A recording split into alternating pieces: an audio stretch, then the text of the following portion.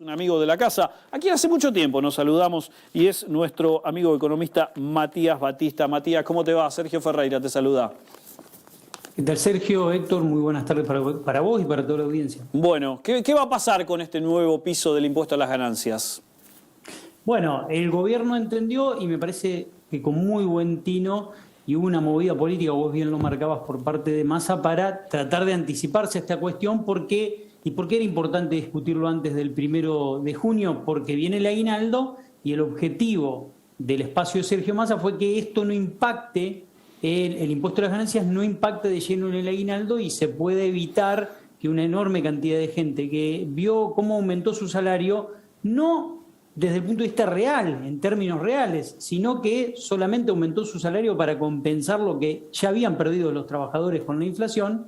Bueno, el objetivo era que no paguen además impuestos a las ganancias con el aguinaldo. Bueno, se logró avanzar en esta cuestión, se aumentó aproximadamente un 25%, se pasó de 225.000 a 280.000 en bruto, el mínimo no imponible, eso hay que sacarle un 20% para llegar al neto, ¿no?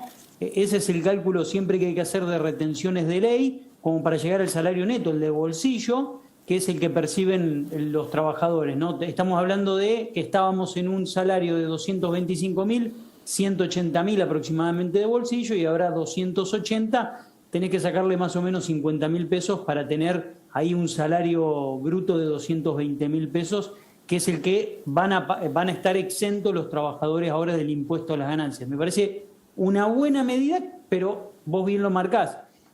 ¿Compromete a la Argentina en cuanto a recaudación? Todo compromete a la Argentina en cuanto a recaudación, porque la verdad es que tenemos déficit fiscal, tenemos una inflación que es realmente preocupante y galopante. Esa inflación corroe todo el tiempo los recursos del Estado y bueno, y esa situación hace que peso que esté dando vuelta, peso que lo necesita el Estado para cumplir con el acuerdo con el FMI. Bueno, veremos de dónde se obtienen los recursos que se dejan de percibir fruto de un cambio de estrategia desde el punto de vista del gobierno en cuanto a la recaudación de impuestos a las ganancias. ¿Cuántas personas están pagando impuestos a las ganancias en el país, Matías? ¿Está ese dato? Sí, está el dato. Hablaban de, cuando asumió Alberto Fernández estaban cerca de 2 millones de personas. Después bajaron a 745.000.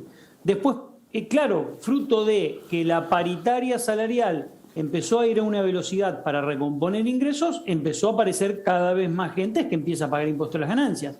Bueno, se hablaba casi de 1.200.000 personas que estaban pagando impuestos a las ganancias. Bueno, va a haber un grupo muy grande que va a dejar de pagar. Eso lo vamos a poder determinar una vez que estén bien los datos y que esté bien el decreto, que todavía no está el decreto. Pero bueno, lo que venía ocurriendo es que cada vez que había un aumento salarial empujaba cada vez más gente a pagar impuestos a las ganancias, cosa que pasó con el gobierno de Cristina Kirchner, cosa que pasó con el gobierno de Mauricio Macri, cosa que estaba pasando ahora con el gobierno de Alberto Fernández. En buena hora que se decide actualizar. Yo creo, y lo reconozco, en algún momento se planteó esta cuestión en Cámara de Diputados Nacional. Creo que debería estar atado el mínimo no imponible a el salario mínimo vital y móvil. Entonces, bueno, el mínimo no imponible son tantos salarios mínimo vital y móvil. Perfecto, una vez que se actualiza el salario mínimo vital y móvil, por gatillo aumenta el mínimo de impuesto a la ganancia. Pero bueno, nadie quiere ceder recursos también, ¿no? ¿Cuál es la situación en ese sentido? Recién vos los marcabas y me parece que los gremios están haciendo, obviamente, muy custodios, muy celosos de ese número respecto del aumento real y lo que va atado con la pérdida del poder adquisitivo, porque es verdad, aumenta en número de pesos un salario, pero el poder adquisitivo viene perdiendo hace mucho tiempo. No significa que si un salario aumenta también el poder adquisitivo. De hecho, a veces ocurre exactamente lo contrario. Un dirigente gremial que yo conozco dijo una vez, el aumento salarial es para recomponer lo que el trabajador perdió, no para ganar, aumentar realmente. Para recomponer lo que el trabajador perdió, porque el aumento salarial en contexto inflacionario viene a eso. El aumento salarial que va sobre productividad, en el cual hay acuerdos por productividad en las empresas, ese sí va a recomponer por arriba, pero el resto va siempre a recomponer lo que el trabajador ya perdió.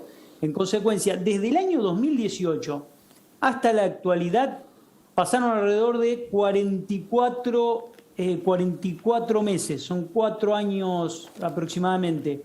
Los trabajadores tuvieron 30 meses de esos 44 salarios por debajo de la inflación. El aumento salarial estuvo por debajo de la inflación, perdieron con la inflación.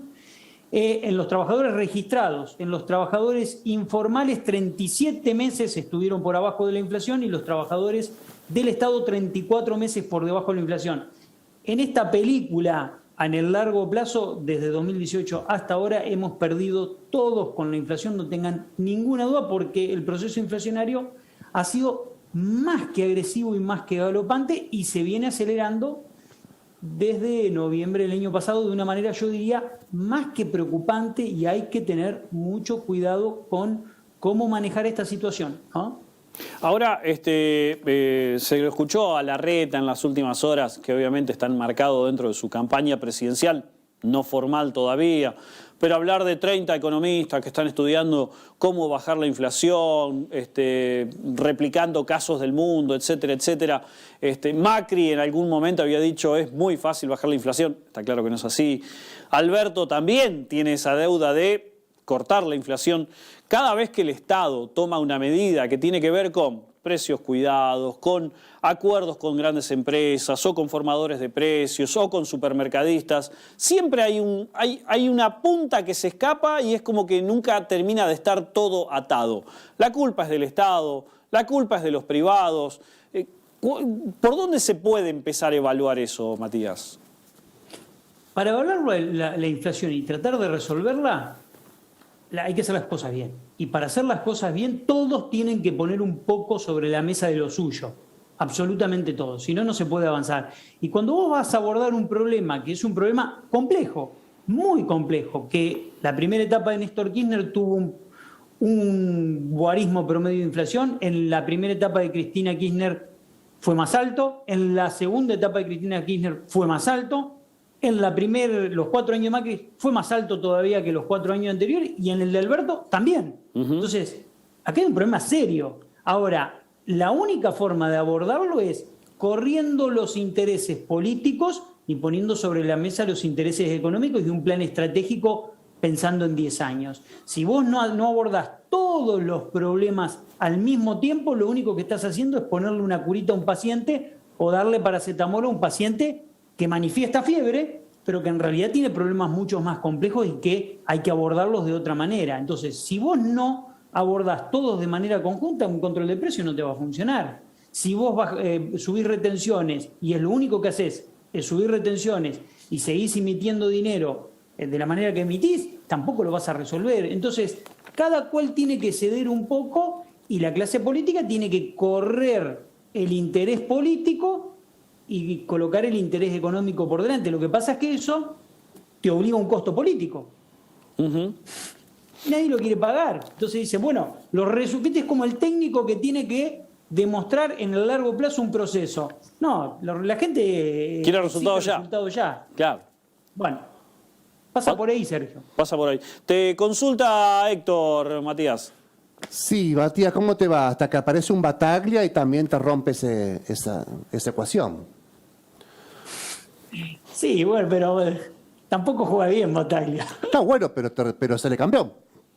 Se le dieron los resultados. Hay que ver si esos resultados los logra sostener en el tiempo. Yendo al plano futbolístico, bueno, vos podés tener una etapa buena conteniendo la inflación durante 4 o 5 meses pisando el dólar, como le pasó en algún momento al gobierno de Cristina o el gobierno de Alberto, y después no fue sostenible en el largo plazo. Entonces, acá la clave está que la cuestión sea sostenible en el largo plazo. Y si vos no atacás las causas de la inflación, que son muchas, son múltiples, no las abordás todas juntas al mismo tiempo, no vas a tener muchos resultados. Siempre vas a correr detrás de los problemas. ¿Viste? Y cuando tenés una cuota de éxito, decís, bueno, ahora hagamos política por acá, total, ya dejamos conforme a la población y después se te va de vuelta la inflación. Claro. Pasó el año pasado. En el marco Pierde la elección Alberto Fernández, cambiamos los planes, lo sacamos del Ministerio de Economía, entre comillas, a Guzmán, y le empezamos a tomar decisiones a Guzmán más agresivas, terminamos acelerando el proceso inflacionario, siempre lo mismo esto. Sí, te quería preguntar, a propósito de lo que decías al principio, si no habría que además subir el tope de las categorías del monotributo para acompasar la medida de ganancias. Completamente de acuerdo con lo que acabas de decir, Héctor. Ese es un dato que se me estaba olvidando, que lo he dicho la semana pasada en varios medios.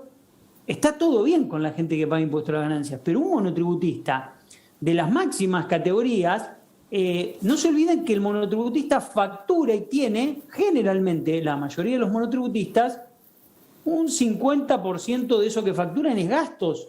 Entonces, digamos, el neto real del monotributista es un ingreso que es el 50% de las categorías que estamos viendo. En consecuencia, que mover esas categorías...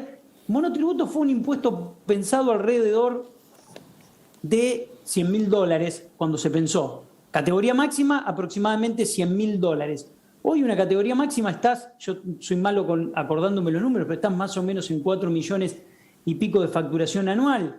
4.200.000, me parece que es la última categoría. Estás en un dólar blue, $40.000 en un oficial, un poco menos, y en un blue bastante abajo, ¿no? En $20.000. Claro. No, y además, inflación de la inflación. Y además es sobre lo facturado. Ese 50% que vos decís en general, que lo usa para gastos, el otro 50% no es que lo tiene disponible del 1 al 10. No. El sector más golpeado en este contexto es, y al que siempre se olvidan porque no está nucleado y no tiene nadie que lo defienda, está atomizado, digamos, es el de los monotributistas, que nadie le resuelve la cuestión. En algún momento hay que pensar, porque ¿qué es lo que pasa? Del salto del monotributo a responsable inscripto hay un abismo, pero un abismo fiscal en serio, que en muchos casos puede hacer que la actividad que es económicamente productiva en un contexto deja de serlo en el otro contexto. Entonces, el gobierno también tiene que pensar que las categorías monotributos tienen que expresar una realidad económica. No sé, pienso en un negocio de ropa, un pantalón de jean, ¿cuánto vale? Unas zapatillas, ¿cuánto valen? Claro. Sí. Es una locura. Sí. El sector más kirchnerista del gobierno considera que hay que subsidiar fuerte los servicios públicos, entre ellos la luz, el agua, el transporte, pero para subsidiar tenés que emitir también. ¿No te terminás poniendo la cola con este dilema? Completamente de acuerdo con lo que decís. Si alguien tiene que pagar lo que no se paga, esto es muy simple, ¿viste? Vos no tenés en la Argentina una fuente de ingresos que te permita subsidiar. Vos decís, bueno, no sé, tengo el fondo de pensión noruego, como tiene Noruega, y decís, bueno, con la rentabilidad del fondo de pensión podemos subsidiar determinados objetivos para expandir la producción. Ahora, el subsidio generalizado es comprarte un problema en el futuro, porque en algún momento después eso termina estallando. Si pensás en subsidio, yo soy del que cree que los esquemas de subsidio para desarrollar la producción y acompañar a esa pyme, que hoy es una pyme chiquitita que tiene que crecer y que tiene que después dar sus grandes pasos, bueno, coincido que hay que acompañarla, coincido que a determinados sectores hay que acompañarlos, pero para acompañarlos necesitas también recursos genuinos de otro costado que te permitan sostener eso. Si vos no lo tenés, no puede funcionar con emisión, porque después lo pagamos todos. Lo termino pagando yo en la góndola, vos, Sergio o cualquiera de los que nos está mirando, ¿no? Uh-huh. Matías, ¿qué pasa con los precios? Recién hablábamos de la pérdida del poder adquisitivo, del salario en cuanto al aumento real, pero pérdida de poder adquisitivo no, en cuestiones que tienen que ver con lo placentero. Estamos hablando de pérdida de poder adquisitivo en lo diario, en los alimentos, por ejemplo. Claramente hay un aumento desmedido en los alimentos. El índice de inflación que nosotros escuchamos, 58.5, 58.2, es un promedio. Cuando vos vas a la góndola te encontrás con otra realidad completamente distinta. El IPEC, el Instituto Provincial de Estadísticas y Censos, hizo una publicación muy interesante esta semana de alrededor de 48 productos, de los cuales 4 de esos 48 están por debajo de los 100 pesos. O sea que el billete de 100 pesos ya tiene un poder de compra mínimo dentro de lo que es el esquema diario de los alimentos.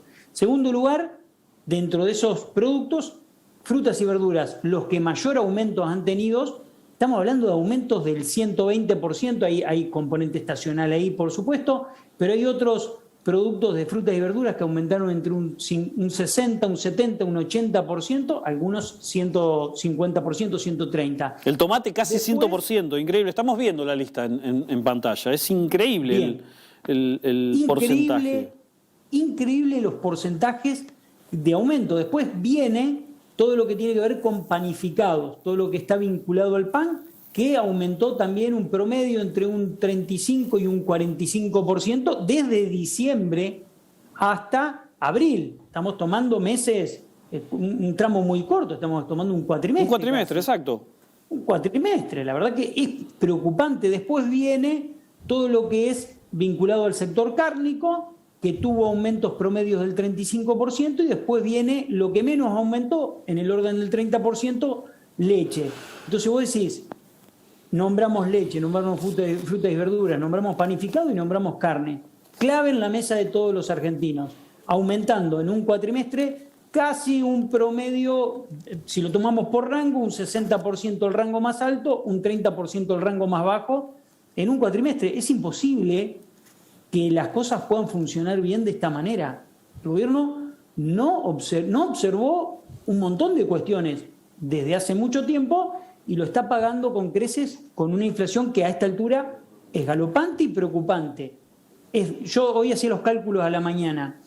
Me está dando, ahora el mes de mayo, 5% para arriba vamos a tener de inflación. Cerró mayo, ya se dice que 5% para arriba, y que es muy difícil que junio, con los aumentos comprometidos que hay, esté por debajo también del 5%. Hablábamos recién, antes de llamarte al aire, hablábamos de que la próxima factura de gas llega con 20% de aumento. Exactamente. Entonces, eso impacta ahora. Entonces, para que la Argentina tenga una inflación del 70% en este año 2022, necesitamos que la tasa de inflación promedio de julio a diciembre, o sea, segundo semestre, esté en el orden del 3.7%. Algo difícil de conseguir en este contexto con tanta inercia, ¿no? Sí, tal cual, tal cual. Cuidado. Tal cual. Matías, ojalá te hubiésemos llamado para preguntarte si tenías libre el fin de semana y comer un asado y no para esto. Pero bueno, no se puede. No se Lamentablemente es así, es así. La Argentina va de banquinazos en banquinazos y siempre pasa lo mismo. Siempre vienen los salvadores, los que tienen los equipos económicos. Lo escuchaba ahí que hablabas de la reta, tiene el equipo económico. Bueno, ¿por qué no se lo dio a Macri ese equipo económico? Claro, tal cual, tal cual. Matías, muchísimas gracias por tu tiempo. Gran abrazo.